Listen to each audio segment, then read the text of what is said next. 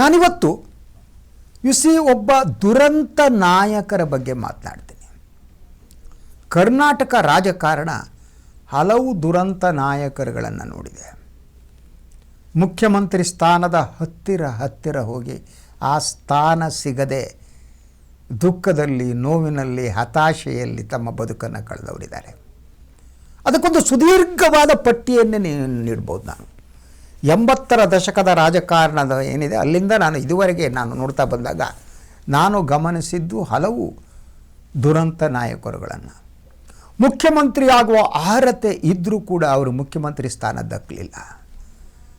ಎಲ್ಲ ರೀತಿಯಲ್ಲೂ ಅತ್ಯುತ್ತಮ ಮುಖ್ಯಮಂತ್ರಿ ಆಗಬೇಕಾದವರು ಕೂಡ ಮುಖ್ಯಮಂತ್ರಿ ಆಗಲಿಲ್ಲ. ಅಂತಹ ಸಂದರ್ಭದಲ್ಲಿ ತಮ್ಮ ಯೋಗ್ಯತೆ, ಸರಿಯಾದ ಸ್ಥಾನಮಾನ ದೊರಕದೆ ರಾಜಕೀಯ ನಿವೃತ್ತಿಯನ್ನು ಪಡೆದವರು ಇದ್ದಾರೆ. ಸೊ ಅಂಥವರ ಒಂದು ಪಟ್ಟಿಗೆ ಲೇಟೆಸ್ಟ್ ಸೇರ್ಪಡೆ ಅನಿಸುತ್ತೆ. ಅವರಿನ್ನೂ ರಾಜಕೀಯ ನಿವೃತ್ತಿ ಪಡೆದಿಲ್ಲ, ಆದರೆ ರಾಜಕೀಯ ನಿವೃತ್ತಿಯ ಮಾತನ್ನಾಡಿದ್ದಾರೆ. ನಾನು ರಾಜಕೀಯ ನಿವೃತ್ತಿಯನ್ನು ಪಡೆಯಬೇಕು ಅಂದುಕೊಂಡಿದ್ದೆ, ಈ ಮಾತನ್ನು ಹೈಕಮಾಂಡ್ಗೆ ತಿಳಿಸಿದ್ದೆ ಅಂತ. ಅವರು ಇನ್ಯಾರೂ ಅಲ್ಲ, ಅವರು ಡಾಕ್ಟರ್ ಪರಮೇಶ್ವರ್ ಅವರು, ಇವತ್ತಿನ ಉಪಮುಖ್ಯಮಂತ್ರಿಗಳು. ಸೊ ಅವರು ನಿನ್ನೆ ಮಾತನಾಡ್ತಾ ತಮ್ಮ ಮನಸ್ಸಿನ ಒಳಗಡೆ ಇರುವ ನೋವನ್ನು ತೋಡಿಕೊಂಡಿದ್ದಾರೆ. ಹೇಗೆ ತಮಗೆ ಮುಖ್ಯಮಂತ್ರಿ ಆಗೋದೇನಿದೆ ಅವಕಾಶ ತಪ್ಪಿತು ಅನ್ನೋದನ್ನು ಹೇಳಿದ್ದಾರೆ. ಅದು ನಿಜ ಕೂಡ. ಅವರು ಹೇಳಿರುವ ಮಾತಿನಲ್ಲಿ ಸುಳ್ಳಿಲ್ಲ.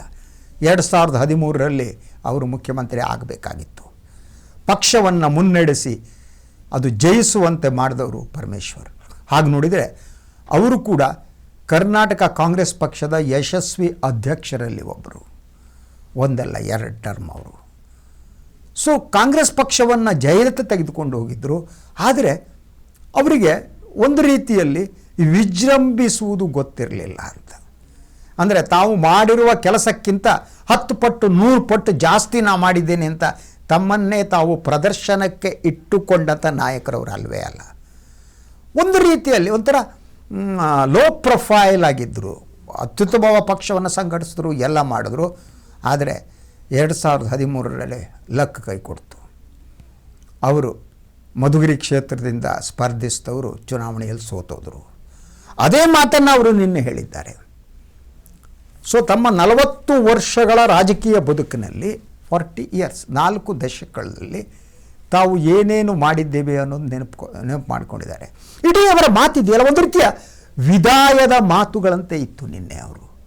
ಅವರು ಒಂದೆರಡು ಬಾರಿ ಎಮೋಷ್ನಲ್ ಕೂಡ ಆದರು.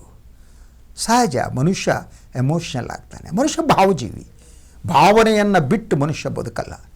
ಪರಮೇಶ್ವರ್ ಕೂಡ ಹಾಗೆಯೇ.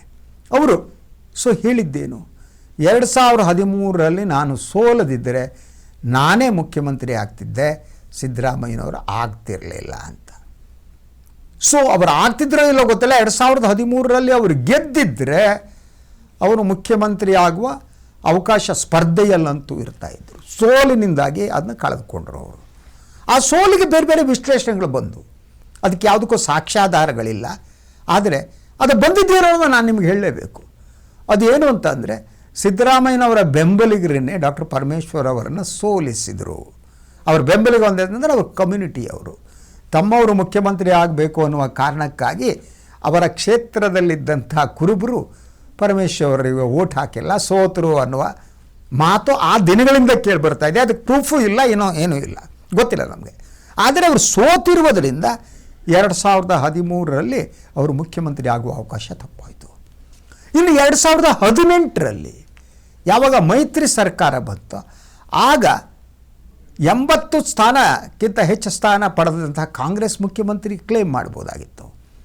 ಆದರೆ JDSಗೆ ಹೋಗ್ಬಿಟ್ಟು ಆ ಒಂದು ಮುಖ್ಯಮಂತ್ರಿ ಹುದ್ದೆಯನ್ನು ಕೊಟ್ಬಿಟ್ಟು ಕುಮಾರಣ್ಣನ ಮುಖ್ಯಮಂತ್ರಿ ಮಾಡಿ ಬಂದರು. ಆವಾಗ 2ನೇ ಬಾರಿ ಪರಮೇಶ್ವರ್ ಅವರಿಗೆ ನೋವಾದದ್ದು. ಪಕ್ಷನ 2013ರಲ್ಲಿ ಅಧಿಕಾರಕ್ಕೆ ತಂದೆ, ಮುಖ್ಯಮಂತ್ರಿ ಸ್ಥಾನ ಸಿಕ್ಕಿಲ್ಲ. 2018ರಲ್ಲಿ ಅತಿ ದೊಡ್ಡ ಪಕ್ಷವಾಗಿ ಹೊರಹೊಮ್ಮಿತು, ಆಗಲೂ ಕೂಡ ನನಗೆ ಮುಖ್ಯಮಂತ್ರಿ ಸ್ಥಾನ ಸಿಕ್ಕಿಲ್ಲ. ಸೊ ಅದಾದ ಮೇಲೆ 2023 ಸಿದ್ದರಾಮಯ್ಯ ಮುಖ್ಯಮಂತ್ರಿ ಆದರೂ, ಅದಾದ ಮೇಲೆ ಈ ಅಧಿಕಾರ ಹಂಚಿಕೆಯ ಸೂತ್ರ ಅಥವಾ ಸಿದ್ದರಾಮಯ್ಯನವರು 2.5 ವರ್ಷ ಬಿಡ್ತಾರೆ ಅಂದಾಗ ಆವಾಗಲೂ ಕ್ಲೇಮ್ ಮಾಡಿದ್ರು ನನ್ನನ್ನು ಮಾಡಿ ಅಂತ. ಅವರು ಕ್ಲೇಮ್ ಮಾಡಿದ್ದು ತಪ್ಪಲ್ಲ, ಅವರಿಗೂ ಕೂಡ ಕೂಲಿ ಕೇಳುವ ಹಕ್ಕಿದೆ ಅಂತ. ಎಷ್ಟು ಮಟ್ಟಿಗೆ ಡಿ ಕೆ ಶಿವಕುಮಾರ್ ಅವರಿಗೆ ಹಕ್ಕಿತ್ತು, ಡಿ ಕೆ ಶಿವಕುಮಾರ್ ಹಕ್ಕದು, ನಾನು ಕೂಲಿ ಕೊಡಿ, ನಾನು ಪಕ್ಷದ ಕೆಲಸ ಮಾಡಿ, ಫೈನ್. ಅದೇ ರೀತಿ ಅದೇ ಅಧಿಕಾರ ಡಾಕ್ಟರ್ ಪರಮೇಶ್ವರ್ ಅವರಿಗೆ ಇರಬೇಕಾಗಿತ್ತು. ಆದರೆ ಪರಮೇಶ್ವರ್ ಅವರ ಬೇಡಿಕೆಯನ್ನು ಕಾಂಗ್ರೆಸ್ ಹೈಕಮಾಂಡ್ ಗಂಭೀರವಾಗಿ ಪರಿಗಣಿಸಲಿಲ್ಲ. ಆ ಸಂದರ್ಭದಲ್ಲಿ ಅವರು ಪಕ್ಷದ ವರಿಷ್ಠರನ್ನ ಭೇಟಿ ಮಾಡಿದಾಗ ಹೇಳಿದಂತೆ, ನನಗೆ ರಾಜಕೀಯ ಸಾಕು, I have better business to do, ನನ್ನ ಬದುಕಿನಲ್ಲಿ ನನಗೆ ಕೆಲಸ ಮಾಡೋದಕ್ಕೆ, ಬೇರೆ ಕೆಲಸ ಮಾಡೋದಕ್ಕೆ ನನಗೆ ಸಾಕಷ್ಟು ಕೆಲಸಗಳಿವೆ, ನನ್ನ ಬಿಟ್ಟುಬಿಡಿ ಅಂದ್ರಂತೆ. ಆಗ ಹೈಕಮಾಂಡ್ ಅವರನ್ನು ಮನವೊಲಿಸುವ ಯತ್ನವನ್ನು ಪ್ರಾರಂಭ ಮಾಡಿತು. ಅದರ ಜೊತೆಗೆ ಸಿದ್ದರಾಮಯ್ಯನವರು ಕೂಡ ತಾವು ಅಧಿಕಾರವನ್ನು ಬಿಡಬೇಕಾದ ಸ್ಥಿತಿ ಬರುತ್ತೆ ಅಂದಾಗಲೇ ಪರಮೇಶ್ವರ್ ಅವರನ್ನು ಮುಖ್ಯಮಂತ್ರಿಯ ಅಭ್ಯರ್ಥಿಯನ್ನಾಗಿ ಕಣಕ್ಕೆ ಬಿಡುವ ಕೆಲಸವನ್ನು ಸಿದ್ದರಾಮಯ್ಯನವರು ಮಾಡಿದರು. ಅದು ಕೇವಲ ಡಿ ಕೆ ಶಿವಕುಮಾರ್ ಅವರನ್ನು ಕೌಂಟರ್ ಮಾಡುವ ಉದ್ದೇಶದಿಂದ ಆಗಿತ್ತೇ ಗೊತ್ತಿಲ್ಲ. ಹಾಗೆಯೇ ದಲಿತ ಮುಖ್ಯಮಂತ್ರಿಯ ಹೆಸರನ್ನು ಮುನ್ನೆಲೆಗೆ ಬಿಟ್ಟರೆ ಕಾಂಗ್ರೆಸ್ ಹೈಕಮಾಂಡ್ಗೆ ಅದನ್ನು ತಿರಸ್ಕರಿಸುವುದು ಕಷ್ಟ ಆಗುತ್ತೆ ಅನ್ನೋದು ಸಿದ್ದರಾಮಯ್ಯನವರ ಉದ್ದೇಶ ಆಗಿತ್ತೆ ಗೊತ್ತಿಲ್ಲ. ಆದರೆ ಸಿದ್ದರಾಮಯ್ಯನವರ ಪರವಾಗಿ ಡಾಕ್ಟರ್ ಪರಮೇಶ್ವರ್ ಅಖಾಡಕ್ಕೆ ಇಳಿದಿದ್ದು ಮಾತ್ರ ನಿಜ. ಅದು ಕೊನೆಗೆ ಅವರಿಗೆ ಉಪಮುಖ್ಯಮಂತ್ರಿ ಸ್ಥಾನವನ್ನು ಪಡೆಯುವಂತೆ ಮಾಡಿತು. ಮುಖ್ಯಮಂತ್ರಿ ಸ್ಥಾನ ದಕ್ಕಲಿಲ್ಲ. ಈ ಬಗ್ಗೆ ನಿನ್ನೆ ಮಾತನಾಡುವಾಗ ಅವರು ಭಾವುಕರಾಗಿದ್ದರು, ನ್ಯಾಚುರಲ್ ಅದು. ಆದರೆ ಕರ್ನಾಟಕದ ಮಟ್ಟಿಗೆ ಯಾಕೆ ದಲಿತರೊಬ್ಬರು ಮುಖ್ಯಮಂತ್ರಿ ಆಗೋದಕ್ಕಾಗ್ತಾ ಇಲ್ಲ, ಇದು ಬಹಳ ಮುಖ್ಯವಾದ ಪ್ರಶ್ನೆ. ಕಾಂಗ್ರೆಸ್ ಪಕ್ಷ ಈ ಪ್ರಶ್ನೆಯನ್ನು ಕೇಳ್ಕೋಬೇಕು. ನೀವು ನಿಜವಾಗಿ ದಲಿತ ಪರವಾದಂಥ ಒಂದು ಪಕ್ಷ ಆಗಿದ್ದರೆ ನೀವು ಯಾಕೆ ಕರ್ನಾಟಕದಲ್ಲಿ ಒಬ್ಬ ದಲಿತರನ್ನ ಮುಖ್ಯಮಂತ್ರಿ ಮಾಡ್ತಾ ಇಲ್ಲ? ಬಹುತೇಕ ಅದ್ಭುತವಾದ ಎಲ್ಲ ಶಕ್ತಿ ಇರುವಂಥ ದಲಿತ ನಾಯಕರುಗಳು ಮುಖ್ಯಮಂತ್ರಿ ಸ್ಥಾನ ಬಸವಲಿಂಗಪ್ಪನವರಂಥ ಬಸವಲಿಂಗಪ್ಪನವರು, ಬಿ ರಾಚಯ್ಯನವರು, ಇಂತಹ ನಾಯಕರುಗಳ ಬಹುದೀರ್ಘವಾದ ಪರಂಪರೆ ಕರ್ನಾಟಕಕ್ಕೆ ಇದೆ ಅಂತ. ಆದರೆ ಇವರು ಯಾರೂ ಕೂಡ ಮುಖ್ಯಮಂತ್ರಿ ಆಗಲೇ ಇಲ್ಲ.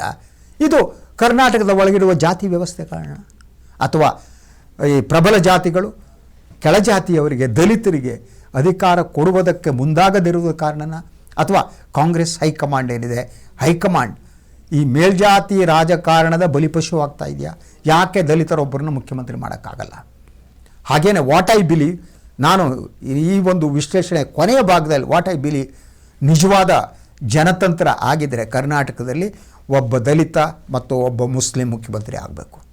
ಆಗಲೇ ಜನತಂತ್ರಕ್ಕೆ ಬೆಲೆ ಬರೋದು. ಅದಿಲ್ಲ ಅಂದರೆ ಜನತಂತ್ರಕ್ಕೂ ಬೆಲೆ ಇಲ್ಲ. ಡೆಮೋಕ್ರಸಿ ಅನ್ನೋದನ್ನು ಇವರೆಲ್ಲ ಅದರ ಸಮಾಧಿ ಮಾಡ್ತಿದ್ದಾರೆ ರಾಜಕೀಯ ಪಕ್ಷಗಳು ಅಂದ್ಕೋಬೇಕಾಗುತ್ತೆ. ಎನಿವೆ, ಇದಾಗುತ್ತೆ ಇವತ್ತಿನ ಈ ಒಂದು ಮೆಗಾ ಫೋಕಸ್. ಮತ್ತು ನಾಳೆ ಬರ್ತೀನಿ 3 ಸುದ್ದಿಗಳೊಂದಿಗೆ. ಅಲ್ಲಿವರೆಗೆ ಎಲ್ಲರಿಗೂ ಕೂಡ ನಮಸ್ಕಾರ.